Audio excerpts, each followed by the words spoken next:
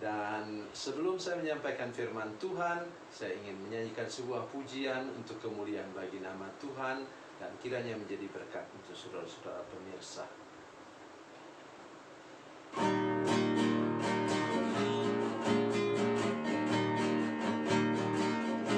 Malam Natal yang pertama di kandang Betlehem Yudea, lahirlah Yesus juru selamat manusia, anak Allah, Khalik alam semesta. Ruang insan yang bahagia, dialah Yusuf dan Maria, menyambut Yesus juru selamat manusia, anak Allah, Khalik alam semesta. Yesuslah datang ke dunia ini menjadi penebus umat manusia, agar yang menerima Dia masuk ke surga. Malam Natal yang pertama di kandang Betlehem Yudea, lahirlah Yesus juru selamat manusia, anak Allah, Khalik alam semesta. Yesuslah datang ke dunia ini menjadi penebus umat manusia, agar yang menerima Dia masuk ke surga. Malam Natal yang pertama di kandang Betlehem Yudea,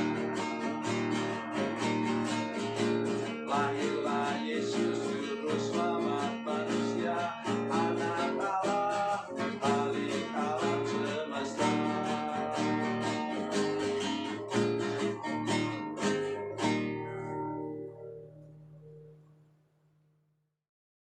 Salam saudara pemirsa, selamat berjumpa kembali dengan kami dalam program Berita Pengharapan. Saudara pemirsa, ketika orang meninggal, seringkali kita katakan begini, aduh dia masih muda, dia masih diperlukan. Itu ungkapan kita biasanya. Dan sekarang kita akan mendengar hal yang sama terjadi dalam firman Tuhan.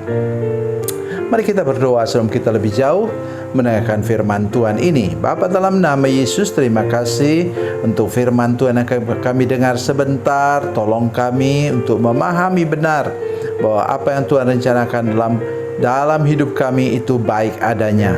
Terima kasih Tuhan. Dalam nama Yesus kami berdoa. Haleluya. Amin. Saudara pemirsa, mari kita membaca Alkitab kita dari Perjanjian Lama. Perjanjian Lama, kitab Ulangan pasalnya yang ke-34, ayatnya yang ke-5 dan 6. Demikian bunyi firman Tuhan. Lalu matilah Musa hamba Tuhan itu di sana di tanah Moab, sesuai dengan firman Tuhan. Dan dikuburkannyalah dia di suatu lembah di tanah Moab, di tentangan Bet Peor, dan tidak ada orang yang tahu kuburnya sampai hari ini. Amin. Saudara sekalian, saya kagum dengan firman Tuhan ini. Kenapa?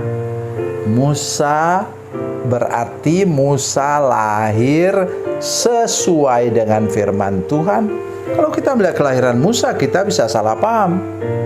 Ternyata kelahirannya tidak tepat. Kenapa? Waktu Harun lahir, Harun kan anak laki-laki kan? Waktu Harun lahir, tidak apa-apa.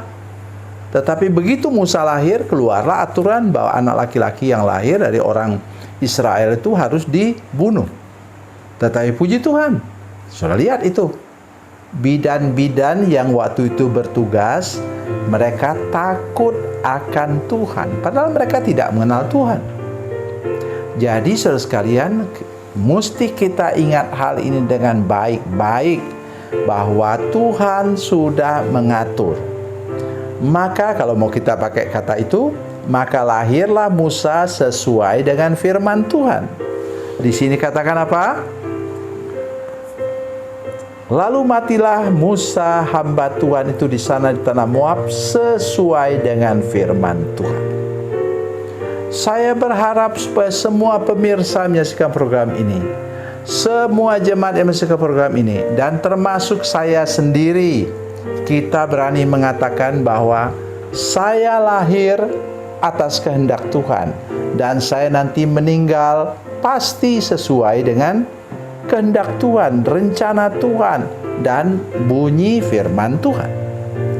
Oleh karena itu, jangan saudara takut mati. Jangan saudara takut menghadapi masalah-masalah besar dalam hidup saudara sekalian. Karena hidup kita sudah diatur oleh Tuhan. Karena itu lebih rajin saudara menyanyi.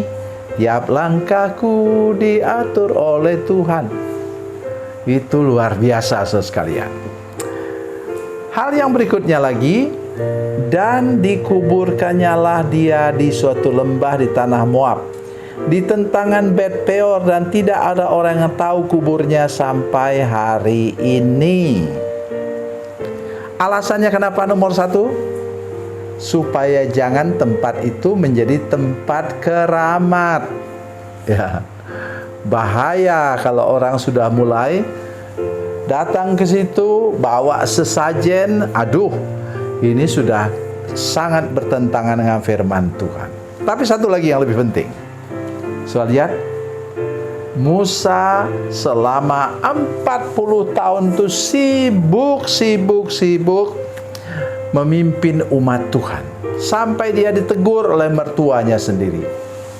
Waktu Yitro datang berkunjung melihat Musa, dia katakan, aduh, kalau mau bahasa saya, kamu cepat mati kalau kamu menghakimi umat Tuhan, mengajar umat Tuhan dari pagi sampai malam.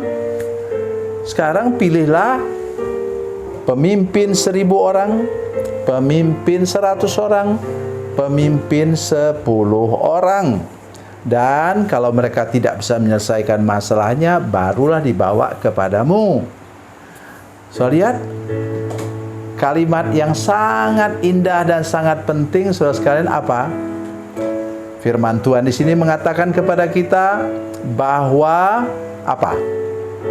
Bahwa yang sangat penting untuk kita semua yaitu Tuhan mau engkau sibuk melayani pekerjaan Tuhan, dan juga engkau sibuk diurus oleh Tuhan sampai dari hidup sampai meninggal, engkau diurus oleh Tuhan.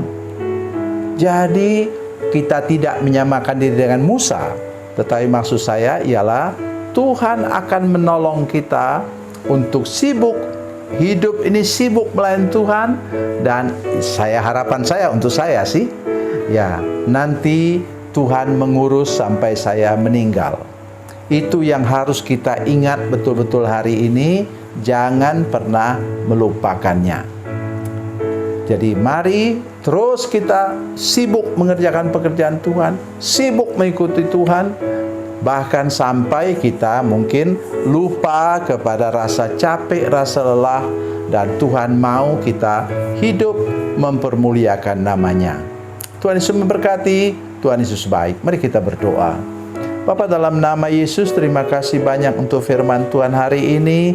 Kami mau seperti Musa, kami sibuk melayani Tuhan, dan Tuhan sibuk mengurus hidup kami bahkan sampai pemakaman kami. Terima kasih Tuhan, terpujilah nama-Mu. Dalam nama Yesus kami berdoa dan bersyukur. Haleluya. Amin.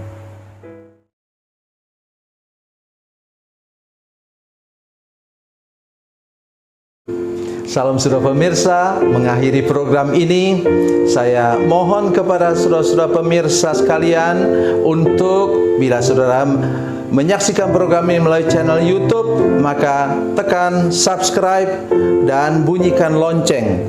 Dan bila saudara menyaksikan program ini melalui channel Facebook, tolong saudara-saudara sekalian tekan like dan juga komen.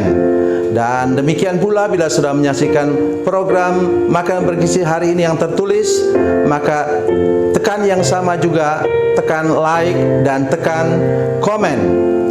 Dan tolong saudara-saudara sekalian untuk membagikan program ini, share program ini di channel saudara-saudara sekalian, supaya lebih banyak lagi orang diberkati melalui program ini. Tuhan Yesus memberkati, Tuhan Yesus baik.